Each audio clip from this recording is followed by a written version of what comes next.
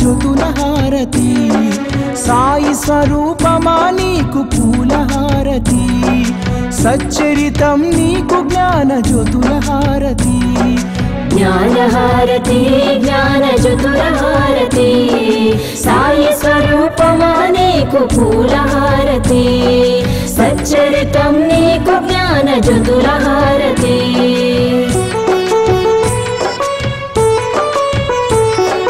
నిత్యం నీ లీలా పఠనంలో మేముంటాము నీ మధుర వచనాలతో మైమరచిపోతాము నీ తోడుగా భక్తి ప్రేమలను పెంచుకున్నాము పాలో వెలిగిన జ్ఞాన జ్యోతులతో హారతి జ్ఞానహారతి జ్ఞానజ్యోతులహారతి సాయి స్వరూపమా నీకు పూలహారతి సచ్చరితం నీకు జ్ఞానజ్యోతులహారతి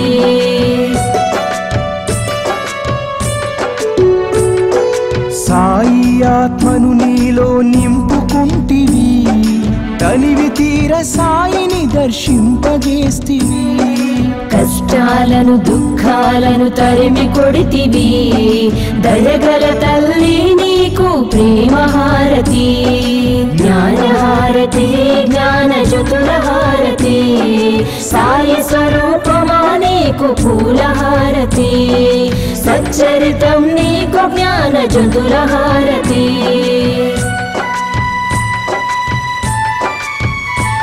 మా కర్మలన్నీ తొలగించి కరుణించినావమ్మ శాంతి సౌఖ్యాలను అందించినావమ్మ జీవన నావను దరి చేర్చిన నీకు కర్పూర హారతితో నీరాజనం జ్ఞానహారతి జ్ఞానజ్యోతులహారతి సాయి స్వరూపమా నీకు పూలహారతి సచ్చరితం నీకు జ్ఞానజ్యోతులహారతి జ్ఞానహారతి జ్ఞానజ్యోతులహారతి సాయి స్వరూపమా నీకు పూలహారతి సచ్చరితం నీకు జ్ఞానజ్యోతులహారతి సచ్చరితం నీకు జ్ఞానజ్యోతులహారతి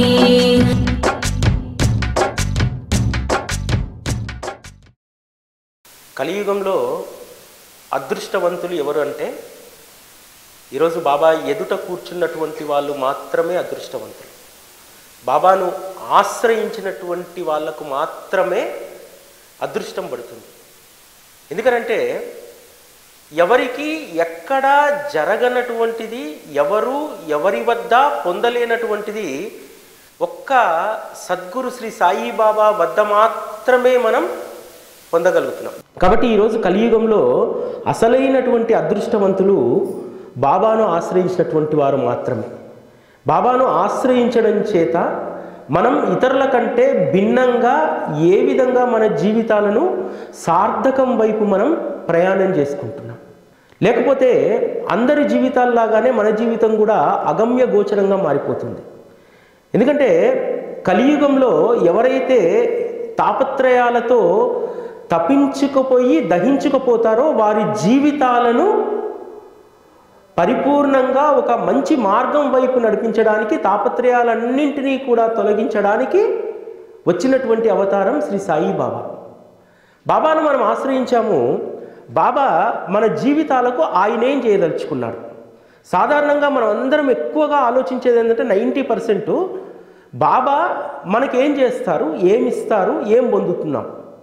అదేవిధంగా బాబా వద్దకు వచ్చిన తర్వాత మనం ఎటువంటి పరివర్తనను మనం పొందాలి. ఇది ప్రధానంగా మనందరం కూడా బాబా దగ్గరికి వచ్చిన తర్వాత ఆలోచించాలి. ఎందుకంటే బాబా దగ్గరికి వచ్చిన తర్వాత కూడా ఇతరుల వల్లనే మళ్ళా మన జీవితాలు వారి మాదిరిగానే ఉంటే బాబా దగ్గరికి వచ్చి వారిని ఆశ్రయించినటువంటి ప్రయోజనాన్ని మనం పొందలేం. బాబాను ఆశ్రయించిన తర్వాత ప్రధానంగా మనం గుర్తుపెట్టుకోవాల్సింది ఏంటంటే అలసత్వం వీడాలి, బద్ధకం తొలగిపోవాలి, పరాన్న జీవులుగా బ్రతకడం అనేటువంటి దాన్ని వదిలేయాలి. ఈ 3 వదిలేయాలి. బాబా జీవితం మనకు చెప్తున్నటువంటిది ఇది. బాబా వారి జీవిత పర్యంతము ఏ పని కోసము ఎవ్వరిపైన ఆధారపడలేదు. వారి పని వారే చేసుకున్నారు. ఈరోజు మన ఇళ్లల్లో చిన్న 10 సంవత్సరాల పిల్లవాడి దగ్గర నుంచి 60 సంవత్సరాల పైబడినటువంటి వాళ్ళు కూడా చాలామంది డిపెండెన్సీని అలవాటు చేసుకుంటున్నారు. బాబా మార్గంలో ఉండి బాబా భక్తులుగా ఉన్నటువంటి మనము డిపెండెన్సీని అస్సలు అలవాటు చేసుకోకూడదు. సాధ్యమైనంత వరకు మన పనులు మనమే చేసుకోవాలి. బాబా చరిత్రలో మీరు బాబా యొక్క జీవన విధానాన్ని చదివినట్టయితే వారు ఏ విధంగా ఎవరిపైనా ఆధారపడకుండా వారి పనులను వారే ఎలా చేసుకున్నారు. సావిత్రిబాయి టెండూల్కరు భజనమాలలో ఒక మాట రాస్తుంది. సాయి మహారాజు ఎదుట వారి సమక్షంలో బద్ధకం అలసత్వం అనేటువంటి గాలే వీచదట. అక్కడ వారి దగ్గర ఉండవట. మరి అటువంటి సత్పురుషుణ్ణి ఆశ్రయించినటువంటి మనం కూడా వారి జీవన విధానాన్ని అర్థం చేసుకొని మన జీవన విధానాన్ని కూడా వారు ఏ విధంగా అయితే అలసత్వము బద్ధకము పరాన్న జీవిగా బాబా లేరు, మనం కూడా అదే మాదిరిగా మన జీవితాలను మలుచుకుంటే బాబా మార్గంలో మనము ఒక మంచి మార్గాన మనం ప్రయాణించగలుగుతాం. ఎందుకంటే మన జీవితంలో చాలా మట్టుకు మనం ఏంటంటే మన బద్ధకం వల్ల మన అలసత్వం వల్ల ఇతరులను బ్లేమ్ చేస్తూ ఉంటాం. బాబా ఎప్పుడూ కూడా ఇతరులను బ్లేమ్ చేయలేదు. బాబా షిరిడీకి వచ్చి ఎక్కువ కాలం వేప చెట్టు కింద, ఆ తర్వాత భక్తులందరూ వచ్చి వెయిట్ చేస్తుంటే ఆ తర్వాత ద్వారకామాయిలో స్థిరంగా కూర్చోవడం వారు ప్రారంభించారు. ద్వారకామాయిలో కూడా మొదట ప్రతి పనిని కూడా బాబా చేసుకునేటువంటి వారు. వారి కఫ్నీని వారే ఉతుక్కునేటువంటి వారు. వారు ప్రతి పని కూడా ఏ పనిలో ఎవరిని కూడా సహాయం కోరేటువంటి వారు కాదు. ఎవరైనా వచ్చి సహాయం చేస్తానంటే నిరాకరించేటువంటి వారు కాదు. మనం మొదటి అధ్యాయం మొదటిలో మనం చదువుకుంటాం. బాబా కలరా మహమ్మారిని పాల్గొనడానికి తిరగలి విసురుతూ ఉంటారు. నిజంగా బాబా అడిగితే వచ్చి సహాయం చేయడానికి ఊరూరంతా వస్తుంది. కానీ బాబా ఎవరి సహాయాన్ని కోరలేదు. కానీ అక్కడ ఉన్నటువంటి స్త్రీలలో పెద్ద మనిషి కష్టపడుతున్నాడు, ఆయన ఎందుకు ఈ కష్టపడి విసరాలి, మనం విసురుదామనేటువంటి ఆ సద్బుద్ధి కలగడం వల్ల బాబా వారికి ఆ విసిరేటువంటి పనిని అప్పగించారు. అంతే తప్ప బాబా ఎవరిపైనా కూడా ఆధారపడలేదు. సచ్చరితలో మీరు బాబా అన్న సంతర్పణకు సంబంధించినటువంటి విషయాలను మనం చదివినా సరే బాబా గారు స్వయంగా మార్వాడి షాప్కు వెళ్ళి వారు కొనేటువంటి బియ్యం ఎలా ఉండేటువంటిదో తెలుసా, జీలకర్ర కంటే కూడా సన్ననైనటువంటి బియ్యాన్ని కొనేవారట. మసాలాను మనలాగా రెడీమేడ్ మసాలాను తీసుకొచ్చి ఎండలే బాబా, మసాలా దినుసులన్నీ తీసుకొచ్చి సన్నికల్లు పైన పోసి రుబ్బి, అదేవిధంగా ఏదైనా తీపి పదార్థం చేయాలనుకుంటే బాబా కాచినటువంటి ఆ తీపిలో వారు గోధుమ ముద్దలను చిన్న చిన్నవిగా చేసి దాంట్లో వేసేటువంటి వారట. ఎవరి సహాయాన్ని కోరలేదు. వారు చేయదలుచుకున్నటువంటి పని వారే స్వయంగా ఆరంభించి వారి స్వయంగా పూనుకొని చేయడం జరిగింది. ఈరోజు మనం ఈ సుగుణాన్ని మన జీవితాల్లో మనం అలవాటు చేసుకుంటున్నామా లేదా? ఈరోజు ఏదైనా పని చేయాలంటే మన చుట్టూ నలుగురు ఉంటే తప్ప చేయలేం. అదేవిధంగా బాబా యొక్క నిబద్ధత ఏ విధంగా ఉండేదంటే, బాబా షిరిడీలో ఒక డంపింగ్ యార్డ్ లాంటి ప్రదేశంలో వారు పడుకునేటువంటి వారు. అక్కడ పడుకుంటే గ్రామస్తులందరూ కూడా ఇంకా అక్కడ చెత్త వేయడం మానేశారు. మానేసిన తర్వాత బాబా గారు నీమ్గావ్ వెళ్ళి బంతి, చామంతి, గులాబీ మొక్కలు తెచ్చి అక్కడ నాటారు.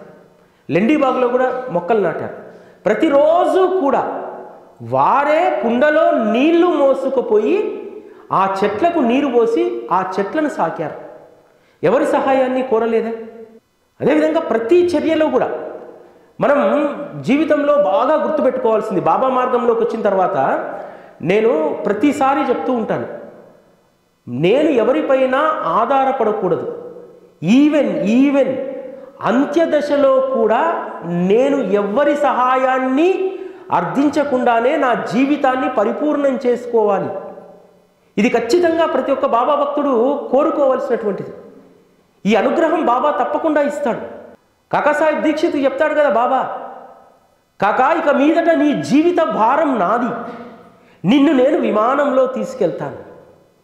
కాకాసాహెబ్ దీక్షిత్ రైల్లో బాబా గురించి మాట్లాడుతూ అన్నాసాహెబ్ దబోల్కర్ పైన ఒడిగిపోతాడు కదా, రైల్లో నుంచి సరాసరి విమానంలో తీసుకెళ్ళిపోయాడుగా. అంటే మనం ఏదైతే ఒక ఉన్నతమైనటువంటి దాన్ని కోరుకుంటామో, మనం ఏమనుకుంటామంటే బాబాను చేరిన తర్వాత సుఖభోగాలు ఇచ్చేటువంటి దయామయునిగా శ్రీ సాయిబాబాను మనం చూస్తాం. కానీ ఆ సుఖభోగాలు నీ చివరి అంత్యదశలో అవేవి ఉపయోగపడవనేటువంటి వాస్తవాన్ని మాత్రం మనం ఎప్పుడు తెలుసుకోవాలి. ఈ ఒక్క వాస్తవాన్ని తెలుసుకుంటే బాబాను మనం ఎందుకు ఆశ్రయించాము, అంతిమంగా బాబాను మనం కోరుకోవాల్సింది అనేటువంటి అర్థమవుతుంది.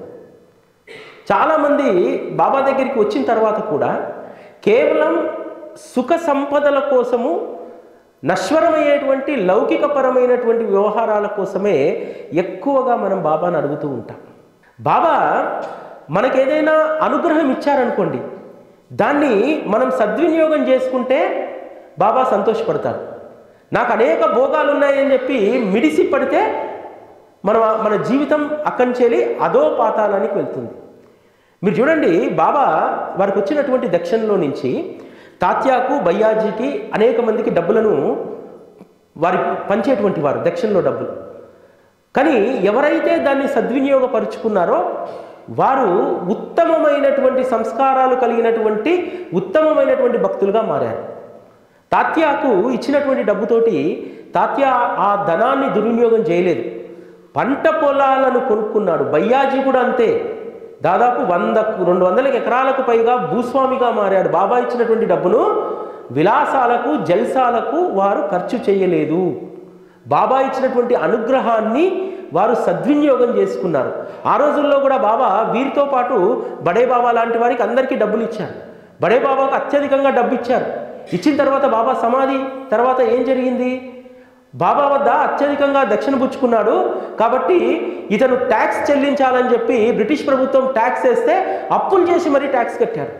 అంటే మనం తీసుకున్నటువంటి దాన్ని సద్వినియోగం చేసుకుంటే అది నిలబడుతుంది, బాబా ఇచ్చినటువంటి అనుగ్రహం. దాన్ని దుర్వినియోగం చేస్తే బడే బాబా లాగా మనం కూడా ఉన్నదంతా కోల్పోతాం. కాబట్టి బాబా దగ్గరికి వచ్చిన తర్వాత బాబా సహచర్యాన్ని మనం సద్వినియోగపరుచుకుంటున్నామా, దుర్వినియోగపరుచుకుంటున్నామా అనేటువంటి దాన్ని మాత్రం ప్రతిరోజు దీన్ని మనం ప్రశ్నించుకోవాలి. ఎందుకంటే బాబా కూడా మనం అనుకుంటాం, బాబా మనము ఏదైనా కోరితే ఏమీ అనుకోలే, మౌనంగా ఉంటారని అనుకుంటాం. బాబా నోటి గుండా వచ్చినటువంటి కొన్ని మాటలు వింటే కొన్ని సందర్భాల్లో సిగ్గేస్తుంది.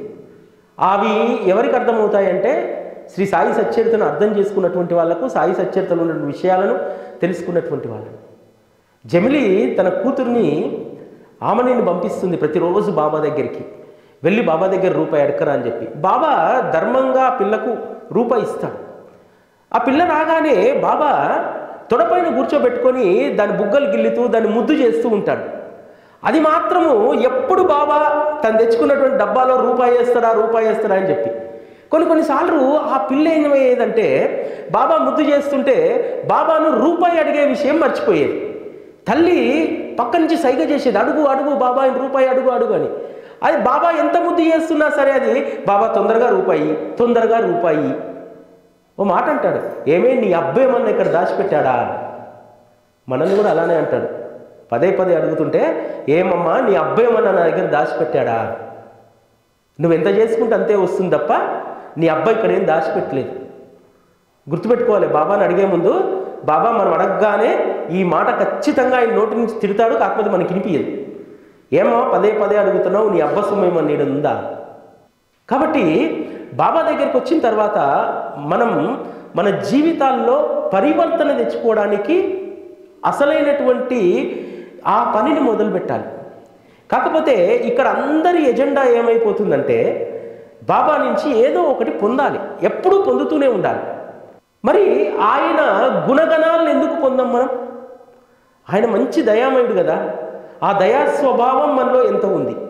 ఆ దయా స్వభావం గురించి మాట్లాడితే కాస్త సత్సంగాలు విన్న వారికి, కాస్త ఈ బాబా గురించి తెలుసుకున్నటువంటి వాళ్లకు దయాగుణం అనగానే మేము కూడా దయాగుణం కలిగి ఉన్నామండి అని అంటారు. బాబా కుక్కకు రొట్టె వేయమన్నాడు కదా, మేము కూడా రొట్టె వేస్తున్నాం అంటే మాలో దయాగుణం వచ్చేసింది అని అంటారు. కానీ అసలైనటువంటి దయాగుణం కేవలం మనం ఒక కుక్కకు బిస్కెట్ వేస్తేనో రొట్టె వేస్తేనే కాదు, నీలో పరిపూర్ణమైనటువంటి దయాగుణం రావాలి. నీ కోడలు ఒక మాట అంటే క్షమించేటువంటి గుణం నీకు వచ్చినప్పుడు నీలో దయాగుణం ఏర్పడ్డట్టు. నేను ఎదుటి మనిషి ఒక మాట అన్నప్పుడు మారు మాట అనకుండా ఉండడం, అది అసలైనటువంటి దయాగుణం. ఈ విధంగా అంటే పరిణితి ఒకేసారి రాదు. మనం సచ్చరిత వింటాము, సాయి యొక్క కథలు లీలలు విన్నప్పుడు కొంత ప్రాథమికమైనటువంటి అవగాహన ఏంటంటే అన్ని జీవుల్లోనూ బాబా ఉంటాడు, ఆ జీవికి కొంత ఆహారం పెడితే నాలో దయాగుణం వచ్చిందని చెప్పి అనుకుంటాం. ఆ దయాగుణం అప్పుడు వికసించింది. ఆ వికసించినటువంటి దాన్ని మరింత ప్రేమ అనేటువంటి నీరును పోసి ఆ దయాగుణాన్ని మహావృక్షంగా చేసుకోవాలి. చేసుకున్నప్పుడే నీవు బాబాను అర్థం చేసుకునేటువంటి పనిలో నువ్వు పడ్డట్టు. ఇంకోటి, మన జీవితంలో ప్రధానమైనటువంటి శత్రువు మనం అనుకుంటాం వీడు నాకు పోటీదారుడు, వీడు నాకు శత్రువు అనుకుంటాం. లేకపోతే ఇంట్లో 4 కోడళ్ళు ఉంటే ఒకరికొకరు శత్రువులు అనుకుంటారు, అన్నదమ్ములు ఒకరికొకరు పడకపోతే వాడు నాకు శత్రువు అనుకుంటారు, పక్క కాలనీలో ఇంకో గృహం అతనితో పడకపోతే అతని శత్రువు అనుకుంటాం. మన శత్రువు ఏంటో తెలుసా? ప్రధానమైనటువంటి శత్రువు బద్ధకం. చాలామంది దీన్ని, ఆ బద్ధకం అనేటువంటి దాన్ని తీసేయలేరు. బాబాకి ఇష్టం లేనిది ఏంటో తెలుసా? తన భక్తుడు బద్ధకస్తుడుగా ఉండడం. చాలామందికి ఈరోజు అవకాశం ఉండి కూడా మనము చాలా మట్టుకు మన పనులు మనం చక్కబెట్టుకోం. ఇక బాబా పనికి వచ్చేసరికి మనము చాలా అలసత్వంగా ఉంటాం. నేను కాకపోతే ఇంకొక ఆమె మాల తీసుకురాదా, నేను కాకపోతే ఇంకొకరు సేవ చేయరా, ఈ బద్ధకం కూడా మనకు చాలామందికి ఉంటుంది. కానీ బాబా యొక్క తత్వాన్ని అర్థం చేసుకున్నటువంటి వారు ఈరోజు మీ మధ్యలో కోటండ్రా శ్రీనివాసరావు గారు ఉన్నారు. మనకు 2 వారాల క్రితం ఇక్కడ సత్సంగం చెప్పారు. ఆయన రిటైర్ అయ్యారు. రిటైర్ అయ్యి హాయిగా ఇంట్లో ఉండవచ్చు. వాళ్ళ అమ్మాయి అమెరికాలో ఉంటుంది, అమెరికాలో ఉండవచ్చు. రిస్క్ తీసుకోవాల్సిన అవసరం లేదు. ఇక్కడి నుంచి ఒక 20-22 కిలోమీటర్ల దూరం నుంచి మన సాయి టీవీకి వచ్చి దత్త అవతారాల గురించి ఈరోజు కార్యక్రమాలు చెప్తా ఉన్నారు. ఎందుకంటే బాబాను ఆశ్రయించినటువంటి భక్తులకు, బాబాను అర్థం చేసుకున్నటువంటి వాళ్లకు బద్ధకం అనేటువంటిది ఆవరించదు.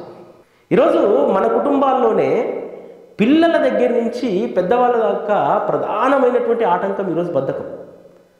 పెద్దలు చెప్తారు కదా, నీ శరీరం ఎంత చలాకీగా ఉంటే, నీ మనస్సు ఎప్పుడూ కూడా ఏదో ఒక దాని గురించి తప్పిస్తూ ఉంటే, అంటే అనవసరమైనటువంటి వాటి గురించి కాదు, భగవంతుని విషయాల కోసం తప్పిస్తూ ఉంటే నువ్వు యాక్టివ్గా ఉంటావని చెప్పి. ఎవరైతే శరీర బద్ధకాన్ని వదిలించుకుంటారో, బాబా ఊరికేనే ఇవన్నీ మనకు వారు ఆచరించి చూపెట్టలేదు. శరీర బద్ధకాన్ని వదిలించుకొని మనస్సును, ఆలోచనలు ఎప్పుడూ భగవంతుని కోసమే వాటిని మరలిస్తే నిత్య యవనంగా ఉండడానికి ఒక అవకాశం ఉంది. ఈరోజు అందరికీ కూడా ఆశ ఏంది? ఈ శరీరం ఎక్కువ రోజులు ఉండాలి, సత్తువ కలిగి ఉండాలి, శరీరం యాక్టివ్గా ఉండాలి. శరీరం యాక్టివ్గా ఉండాలంటే ఈ బద్ధకం ఉంటే ఎలా యాక్టివ్గా ఉంటుంది? మనసులో రకరకాలైనటువంటి లోకోపచారాలకు సంబంధించినటువంటి వ్యవహారాలు మనసులో ఉంటే మనం ఎలా యవనంగా ఉండగలుగుతాం? ఆలోచనలు ఎప్పుడూ కూడా నిత్యనూతనంగా ఉండాలి. ఆలోచనలు నిత్యనూతనంగా ఉంటే మనం నిత్య యవ్వనంగా ఉంటాం. వయసు 60 దాటిన ఆలోచనలు, మన యొక్క పనితీరు 20 లాగా ఉందనుకోండి, ఆరోగ్యం ఎక్కడికి పోతుంది? చాలా అద్భుతంగా ఉంటుంది. ఇవన్నీ అద్భుతమైనటువంటి జీవన సూత్రాలను బాబా మనందరికీ అందించారు. బాబాకు బద్ధకస్తులంటే ఎంత కోపం అంటే, చాలామంది బాబా మార్గంలో ఉన్నటువంటి వాళ్ళు కూడా ఏమనుకుంటారంటే, బాబాకు సంబంధించినటువంటి కార్యక్రమాల్లో ఎక్కువ సమయం పాల్గొంటే, గుడికి వచ్చి బాబా ముందు ఎక్కువసేపు వారి ధ్యానంలో కూర్చుంటే మనము ఏదో పొందుతామనేటువంటిది చాలామందికి ఉంటుంది. కానీ ఇది కూడా చేయాలి. ఇది చేయడానికంటే ముందు నీ కర్తవ్యాలను నువ్వు వదిలి రాకూడదంటారు బాబా. కుశాల్ చందు రహదాలో ఉండేటువంటి వారు. కుశాల్ చందుకు ఒక ఆలోచన కలిగింది. అరే రోజు ద్వారకామయిలో బాబా ముందు అనేక మంది అలా కూర్చొని ఉంటారు షిరిడీ జనులు, నేనేమో రహతాలో ఉన్నాను, అప్పుడప్పుడు వెళ్తున్నాను, నేను కూడా వెళ్ళి వారి సమక్షంలో కూర్చుంటే ఎలా ఉంటుందని చెప్పి అలా ఒక 4 రోజులు వెళ్తారు. 5వ రోజు బాబా గమనిస్తాడు, కుశాల్ చంద్లో ఏదో మార్పు వచ్చింది, ఈ నిర్ణయాన్ని సంస్కరించాలని చెప్పి బాబా ఏం చెప్తాడంటే పిలిచి చెప్తాడు, నీ పొలానికి ఉత్తర భాగాన ఉన్నటువంటి జమీన్లో ఏం వేసావని అడుగుతాడు. ఏం వేసాను బాబా? ఏం వేయలేదు, వేసింది జాలు పంట అంటాడు. అరే కుశాల్, ఆ ఉత్తర భాగాన ఉన్న స్థలంలో లంకె బిందెలు ఉన్నాయిరా, వెళ్ళి దున్నుపో అంటాడు. తెల్లారు వెళ్ళి దున్నుతాడు. దున్ని మళ్ళీ వచ్చి కూర్చుంటాడు అట్లానే. కుశాల్ దొరికాయా లంక బిందెలు అంటాడు. లేదు బాబా దొరకలేదంటాడు. అరే రే ఎటు దున్నామంటాడు. తూర్పు నుండి ఉత్తరానికి దున్నాను బాబా అంటాడు. అరే పని చేయరా, నార్త్ నుంచి సౌత్ దున్నుపో అంటాడు. మళ్ళీ వెళ్ళి దున్నుతాడు. దున్ని మళ్ళీ వచ్చి కూర్చుంటాడు. కుశాల్ దొరికాయా లంక బిందెలు అంటాడు. దొరకలేదు బాబా, పొలమంతా దున్నాను అంటాడు. అరే రే ఇంత కష్టపడి దున్నావు కదా కుశాల్, ఒక పని చేయి, కోపర్గావ్ వెళ్ళి మిరపనారు తెచ్చేయి పొలంలో అంటాడు. మిరపనారు తెచ్చేస్తాడు. ఆ సంవత్సరము మిరప పంటకు బాగా కొరత వచ్చింది. మిరప తీసుకెళ్ళి బాగా దిగుబడి రావడంతో తీసుకెళ్ళి నగరంలో అమ్మొస్తాడు. అమ్మొచ్చిన తర్వాత 2 మూటల నిండా డబ్బులు తీసుకొని వస్తాడు. ఆ రోజు భక్తుల యొక్క మనస్తత్వం ఎలా ఉండేదంటే, బాబా ఏదన్నా అనుగ్రహిస్తే ఇది నాది కాదు కదా, ఇది బాబాది కదా. కుశాల్ చంద్ మనసులో కూడా అలానే ఉంది. బాబా మిరప పంట ఏమంటే వేసాను, మంచి దిగుబడి వచ్చిన డబ్బులు, ఈ డబ్బులు నాయం కాదు కదా, బాబాకి ఇచ్చేద్దామని చెప్పి 2 మూటలు తీసుకెళ్ళి బాబా ముందు పెడతాడు. బాబా బాబా ఇవి మీరు దక్షిణగా స్వీకరించండి అంటారు. అరే కుశాల్, ఎందుకురా అబద్ధం ఆడావు? నీ పొలంలో లంకె బిందెలు ఉన్నాయని చెప్పాను కదా, ఈ 2 అవ్వేరా లంకె బిందెలు, కష్టపడితేనే లంకె బిందెలు సొంతమవుతాయి, గోతులు దవ్వుతే సావి దక్కవు అనేటువంటి విషయాన్ని బాబా చెప్తాడు. అంటే వచ్చి బాబా పట్ల ఆరాధనా భావం ఉంది, భక్తి ఉంది, విశ్వాసం ఉంది, సద్గురు సహచర్యంలో ఉండాలనేటువంటి తపన ఉంది. అయినా సరే వాటన్నింటికంటే కూడా తన భక్తుడు సోమరిగా ఉండకూడదు అనేటువంటి దాన్నే బాబా తన భక్తుల్లో ఇన్కల్కులేట్ చేశాడు తప్ప తన వద్ద వచ్చి అందరూ ఊరికే కూర్చొని భజన చేయాలని చెప్పి బాబా ఆశించాడు. మన కర్తవ్యాన్ని, మన విధులను పరిపూర్ణంగా నిర్వర్తిస్తూ బాబా సేవలో ఉండాలి. బాబా ఏ జీవన విధానాన్నైతే అనుసరించాలి ఆ జీవన విధానాన్ని మనం అనుసరించాలి. అందుకని ప్రతి విషయంలో కూడా బాబా తనను ఆశ్రయించినటువంటి భక్తుణ్ణి సంస్కరించేటువంటి పనిలోనే ఉంటారు. బాబాను మనం ఆశ్రయించింది మన జీవితాలను సంస్కరించుకోవడానికి. ఆయన దగ్గరికి వచ్చిన తర్వాత కూడా జీవితాల్లో మార్పు రాకపోతే ఆయన వద్ద మనం గడిపినటువంటి కాలం వృధా. మనం ఆయన వద్ద ఎంత సిన్సియర్గా ఉంటే అంత పొందగలుగుతాం. మనం అనుకుంటాం, చాలామంది మనకు మనసులో ఒకటి ఉంటుంది, బాబా దగ్గరికి వచ్చిన తర్వాత ఇంకో రకంగా ఉంటాం. కానీ మనం ఈ గడప లోపలికి రాకముందు ఏముందో కూడా ఆయనకు తెలుస్తుంది. ఆ విషయాన్ని చాలామంది మనం మర్చిపోతూ ఉంటాం. కాబట్టి బాబా దగ్గర 100% మనం నిజాయితీగా ఉండడానికే మనం ప్రయత్నం చేయాలి. నిజాయితీగా ఉంటే బాబా చూపెట్టేటువంటి అనుగ్రహం మహాద్భుతంగా ఉంటుంది. మనందరము కూడా బాబా మనకిచ్చేటువంటి అనుగ్రహము వస్తు రూపంలోనో లేకపోతే లౌకికపరమైనటువంటి సుఖం రూపంలోనే ఉండాలని అనుకుంటాం. కానీ ఆయన ఇచ్చేటువంటి అనుగ్రహము, ఆయన చూపేటువంటి ప్రేమను మనం నిజంగా అర్థం చేసుకునేటువంటి సందర్భాలు ఇంకోటి ఉంటాయి. శ్యామాను గయా, కాశీ, అయోధ్య యాత్రలకు పంపుతాడు కదా. పంపేటప్పుడు ఒక మాట చెప్తాడు, శ్యామా నీకంటే ముందు నేను గయాలో ఉంటాను, నిన్ను కలుసుకుంటాను గయాలో అంటాడు కదా.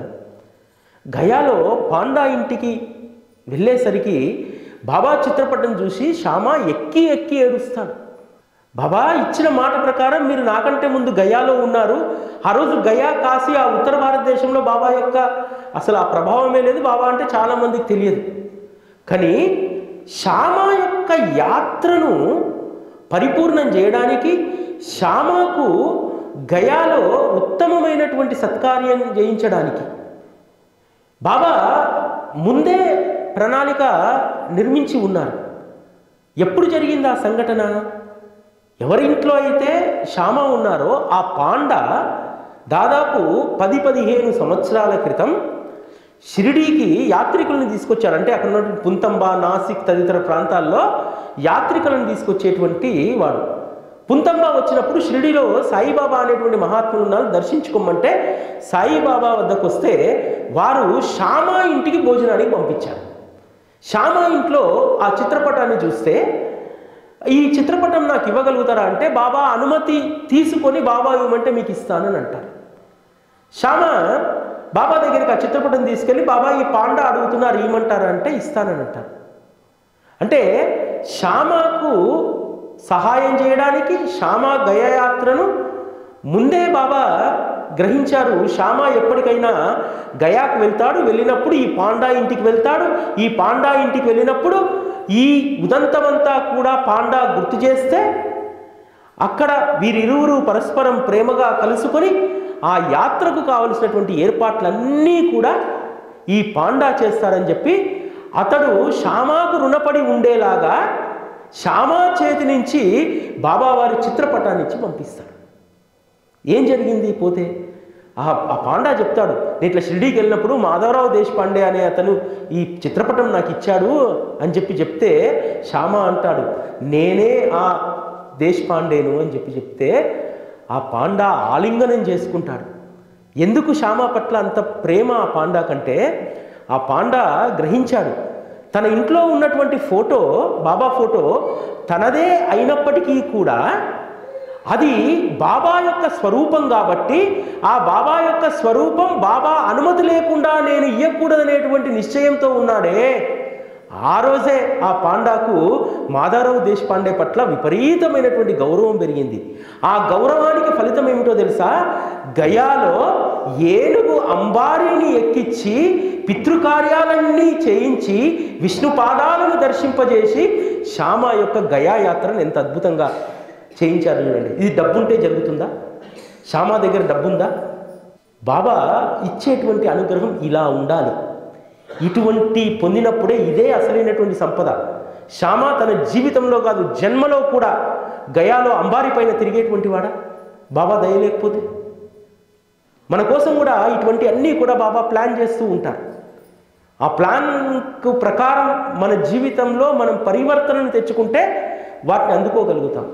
శ్యామా తన ఉచ్ఛ్వాస నిశ్వాసంలో సాయి మహారాజ్ అనేటువంటి నామాన్ని నింపుకున్నాడు. అందుకనే శ్యామాకు ఎవరికీ దక్కనటువంటి గౌరవం శ్యామాకి ఇచ్చాడు. శ్యామా సద్గురువు తప్ప మరో జీవితం లేదనుకున్నాడు. అందుకనే బాబా ఎప్పుడూ చెప్పేటువంటి వారు, కాకాసాహెబ్ దీక్షిత్ లాంటి వారు, నానాసాహెబ్ చందోర్కర్ లాంటి వారు ఆ రోజు మధ్య భారతదేశంలో గొప్ప పలుకుబడి ఉన్నటువంటి వారు, వారు పిలిస్తే ఆ రోజు బ్రిటిష్ ప్రభుత్వంలో ఉన్నటువంటి వైస్రాయ్నే వస్తారు. అటువంటిది ఇద్దరు కట్టగట్టుకొని వచ్చి బాబా నా కొడుకు వివాహానికి, నా కొడుకు ఉపనయనానికి రావాలని చెప్పంటే నేను రానిలే నానా, నా బదులు శ్యామా వస్తానులే అన్నాడు. అంటే తనకు ప్రతినిధిగా శ్యామాను బాబా ఆ వివాహానికి ఉపనయనానికి పంపిస్తారు. చాలామంది అంటూ ఉంటారు, మనం ఎవరైనా మంచి బాబా భక్తులుగా ఉండి ఎవరింటికైనా ఓ పుణ్యకార్యానికి పోతే అబ్బా మీరు వస్తే బాబా వచ్చినట్టే అని అంటారు. అనగానే మనం ఉప్పొంగిపోతాం. నన్ను ఎవరైనా ఆ మాట అంటే కాళ్ళు చేతులు వణుకుతాయి. వీళ్ళు ఇంత మాట అన్నారే, బాబా చెప్పినటువంటి దాంట్లో నేను ఒక 10% కూడా ఆయన చెప్పినట్టు నేను ఉండట్లేదే, అయినా సరే వీళ్ళు మీరు వస్తే బాబా వచ్చినట్టు సార్ అన్నారంటే కాళ్ళు చేతులు వణికిపోతాయి. ఎందుకంటే ఆ గౌరవాన్ని తీసుకునే ధైర్యం కూడా ఉండాలి కదా. చాలామంది ఉప్పొంగిపోతూ ఉంటారు, అబ్బా మీరు వస్తే బాబా వచ్చినట్టే అని అనగానే ఉప్పొంగిపోతారు. ఉప్పొంగిపోకూడదు, ఆలోచించుకోవాలి మన స్థాయి ఏమిటి అనేటువంటిది. అంటే శ్యామా బాబా ప్రతినిధిగా అక్కడికి వెళ్ళారంటే శ్యామా తన జీవితాన్ని ఎట్లా బాబా చరణాలకు అర్పించారు, ఎంత కమిటెడ్గా ఉన్నారు. ఊరి నుంచి ట్రాన్స్ఫర్ చేస్తే నాకు ఈ ఉద్యోగం వద్దుకో, బాబా చెప్పిన ఏదో పని చేసుకొని బ్రతుకుతా అని చెప్పి ట్రాన్స్ఫర్ చేస్తే వెళ్ళలేదు తెలుసా షిర్డీ నుంచి. ఇవన్నీ లెక్క పెట్టుకుంటాడు, నా కోసం నా వాడు ఇంత త్యాగం చేశాడే, వాడి కోసం నేను ఏమి చేసి రుణం తీర్చుకోవాలని చెప్పి ఆలోచిస్తాడు. కాబట్టి బాబా దగ్గర మనం రుణం పెంచుకునేటువంటి పనిని చేయాలి. ఆ రుణం పెరిగినా కొద్దీ బాబా అనుగ్రహం మనకు దక్కుతూ ఉంటుంది. బాబా ఏమన్నాడు, మనది రుణానుబంధం అన్నారు. బాబా ఎప్పుడూ చెప్తూ ఉంటారు, ఎప్పుడు నా నామాన్ని, నా స్మరణను, నా చరిత్రను, నా లీలలను గానం చేసేటువంటి వారి యొక్క ఆధీనంలో నేను ఉంటా అంటారు. కాబట్టి ఇవన్నీ చేస్తేనే ఆయన మన ఆధీనంలో ఉంటాడు. ఇవన్నీ చేస్తేనే ఆయన మనకు రుణపడి ఉంటాడు. బాబా పదే పదే అంటాడు, నా భక్తులకు నేను రుణపడి ఉంటాను, రుణపడి ఉంటాను, రుణపడి ఉంటాను. ఎవరికి రుణపడి ఉంటాను? ఎవరైతే వారి జీవితాల్లో పరివర్తనను తెచ్చుకొని బాబా చెప్పినటువంటి విధంగా, వారు చెప్పినటువంటి దాంట్లో కొన్నింటినైనా మనం ఆచరించగలిగినప్పుడు ఆయన మన పట్ల రుణాన్ని కలిగి ఉంటారు. ఆ రుణాన్ని పెంపొందించుకోవడానికి మనం ఎప్పుడూ కూడా తపన పడుతూ ఉండాలి. నేను ఇంకా ఏం చేయగలుగుతాను అంటే, కేవలం సేవ అంటే అది ధనంతో ముడిపడ్డటువంటిది మాత్రమే కాదు. వారి యొక్క చరిత్రను నేను ఇంకా ఏ విధంగా మననం చేయగలుగుతాను, ఏ విధంగా అర్థం చేసుకోగలుగుతాను, ఇంకా నేను పారాయణలో ఏ విధంగా ముందుకెళ్ళగలుగుతాను, సత్సంగాన్ని ఒక్క వారం కూడా ఎగ్గొట్టకుండా నేను ఎలా రాగలుగుతాను, ప్రతిరోజు కూడా బాబాకు సంబంధించినటువంటి విషయాలను ఒక అరగంట 40 నిమిషాల్లో నేను ఏ ఆలోచనలు లేకుండా శ్రవణం చేయగలుగుతానా? ఇవన్నీ కూడా ఇటీవల కాలంలో అంటే నాకు చాలా ఆనందంగా ఉంటుంది. కొంతమంది ఏదైనా అడుగుతూ ఉంటే, ఇటీవల కాలంలో మొన్న చావడి ఉత్సవానికి సంబంధించి ఒక కార్యక్రమం చెప్పినప్పుడు ఒక అమ్మాయి మెసేజ్ పెట్టింది, సార్ బాబా కుడికాలి బొటన వేలుతోటి ఆ దుని కర్రల్ని పైకి ఎగిరేసి దీపాన్ని కొండెక్కిచ్చి వెళ్తారన్నారు. బాబా ఎందుకు దీపాన్ని ఆర్పారు సార్ అని అన్నారు. దీంట్లో అనేక కోణాల నుంచి చూసుకోవచ్చు. బాబా ఆ రోజు రాత్రి అక్కడ శయనించట్లేదు. వెళ్తున్నప్పుడు మనం ఇంట్లో బాధ్యతగా మనం బయటికి వెళ్తున్నప్పుడు లైట్లు ఆర్పుతామా ఆర్పమా? మనం ముందు మాట్లాడుకున్నట్టు బాబా ఏ పని గురించి ఎవరిపైన ఆధారపడడు.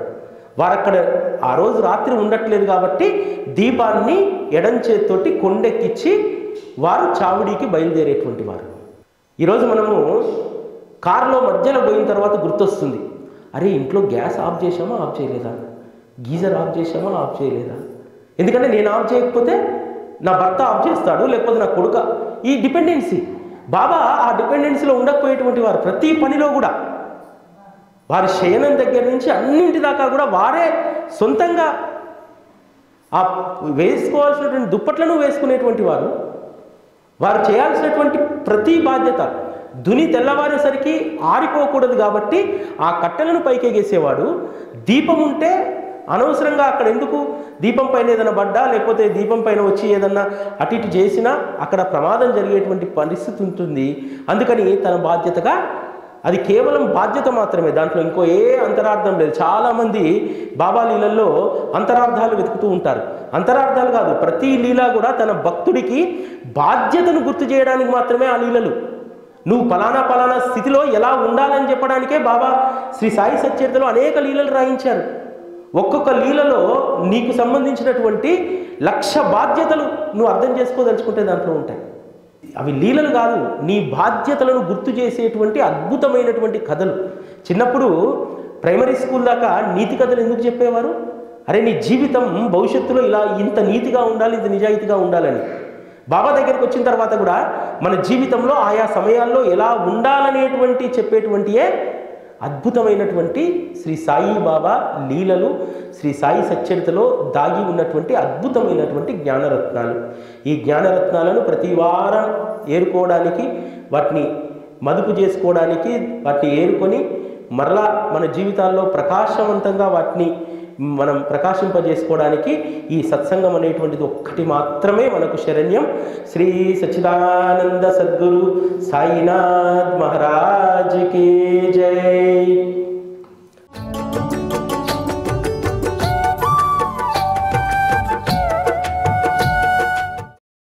శ్రీ అనిల్ కుమార్ గారికి చాలా ధన్యవాదాలండి. ఎందుకంటే చాలా ముఖ్యమైనటువంటి విషయం ఈరోజు మనందరం కూడా నేర్చుకున్నాం. ఎందుకంటే సాయి సచ్చరిత్ర ద్వారా ముందు మనము మనల్ని చెక్ చేసుకోవాలనే విషయం చక్కగా చెప్పారు. మనము ఈ సత్సంగం అవన్నీ వినటం ద్వారా మనకి ఎలాంటివి తెలుస్తాయి, మన బాబాకి ఎలా మన బాబా మనకి రుణపడి ఉంటారు అనేది మనము ఆ అర్హతను సంపాదించుకోవాలనే విషయం మనము గ్రహించాలి. కాబట్టి మన యొక్క తక్షణ కర్తవ్యము మనలోని ఉన్నటువంటి ఈ అనేకమైనటువంటి ఈ అడ్డుగోడలన్నీ కూడా తొలగించుకుంటూ సాయి సాంగత్యం పొందాలంటే మనకి మార్గం ఈ సత్సంగం ద్వారా, శ్రవణం ద్వారా, సాయి సచ్చరిత్రని తెలుసుకోవటం ద్వారా మనకి బాబాకి దగ్గర అవుతామన్న విషయం మనం గ్రహించాలి. ధన్యవాదాలు సార్. ఇప్పుడు సాయిబాబా సర్వాంతర్యామి అనే ఒక విషయాన్ని గురించి, బాబా గారి గురించి ఒక పాట, సర్వవ్యాపి పాట పేరు. ఉదయించే సూర్యుడులో నీవయ్యా, పండు వెన్నెలనిచ్చే చంద్రుడు నీవయ్యా, ఎందుగలడందు అని ఎలా అందువు, ఎందుగలడందు అని ఎలా అందువు, నీవు ఎందున వెతికిన సాయి అందున కలడు, అందును కలడు. పూజించే పుష్పములో నీవయ్యా, నేను పఠించే ప్రతినామం నీదయ్యా, కనులు మూసి స్మరించిన నీవయ్యా, కనులు మూసి స్మరించిన నీవయ్యా, నేను కనులు తెరిచి చూచినను నీవేనయ్యా, నీవేనయ్యా.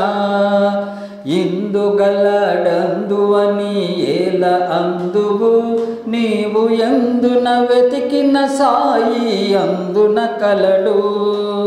ప్రతి పాటలు రాగం నీవయ్యా, ప్రతి స్వరములో దాగినది నీవయ్యా, ప్రతి మాటకు సాయి అని అందురయ్యా, ప్రతి మాటకు సాయి అని అందురయ్యా, ప్రతిదినము కొలుచున్నది నిన్నేనయ్యా, నిన్నేనయ్యా. ఇందుగలడందు అని ఏల అందువు, నీవు ఎందున వెతికిన సాయి అందున కలడు. ప్రతి జీవిలో వెలుగున్నది నీవయ్యా, ప్రగతి మార్గములో నడుపునది నీవయ్యా, పసిపాపల నవ్వులలో నీవయ్యా, పసిపాపల నవ్వులలో నీవయ్యా, పసిడి పంట పచ్చదనం నీదేనయ్యా, నీదేనయ్యా. ఎందుగలడందు అని ఏల అందువు, నీవు ఎందున వెతికిన సాయి అందున కలడు. ఏ క్షేత్రం కేగినను నీవయ్యా, ఎన్నో పుణ్య నదులన్నీ నీవయ్యా, అన్ని గ్రంథములలో నా నీవయ్యా, అన్ని గ్రంథములలో నా నీవయ్యా, అన్ని మతములకు నీవు దేవుడవయ్యా, దేవుడవయ్యా. ఇందుగలడందు అని ఏల అందువు, నీవు ఎందున వెతికిన సాయి అందున కలడు.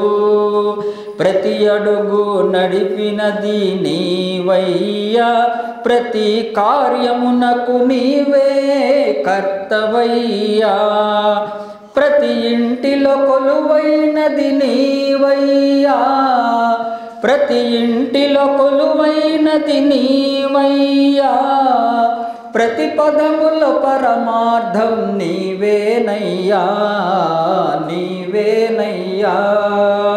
ఉదయించే సూర్యుడులో నీవయ్యా, పండు వెన్నెలనిచ్చే చంద్రుడు నీవయ్యా, ఉదయించే సూర్యుడులో నీవయ్యా, పండు వెన్నెలనిచ్చే చంద్రుడు నీవయ్యా, ఇందుగలడందు అని ఎలా అందువు, ఇందుగలడందు అని ఎలా అందువు, నీవు ఎందున వెతికిన సాయి అందున కలడు, అందున కలడు.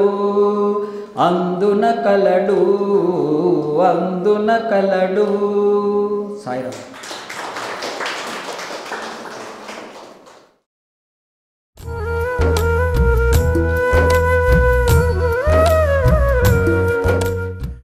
యుగ యుగాల సాధనలో ఘోషించే శాస్త్రములు, కృతాయుగము తపస్సున, త్రేతాయుగము జ్ఞానమున, ద్వాపరంలో యజ్ఞమున, కలియుగమున దానము, దానములన్నింటిలోన అన్నదానమే మిన్నని ఓ సద్గురు సాయి, నా సర్వము నీవేలే.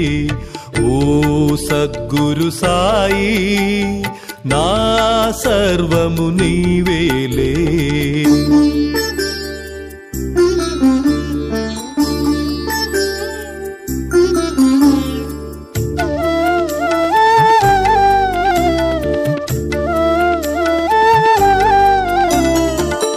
మిట్ట మధ్యాహ్న సమయాన ఇంటికెవరు వచ్చిన గాని అతిథి దేవో భవ అని అన్నము పెట్టగానే మన మనసున అన్నదాన ప్రభువని సాయి, ఆరోగ్యమునిచ్చు సాయి. అప్పుడే పరమాత్ముడు ప్రశాంతపరచు ఆత్మను. ఓ సద్గురు సాయి.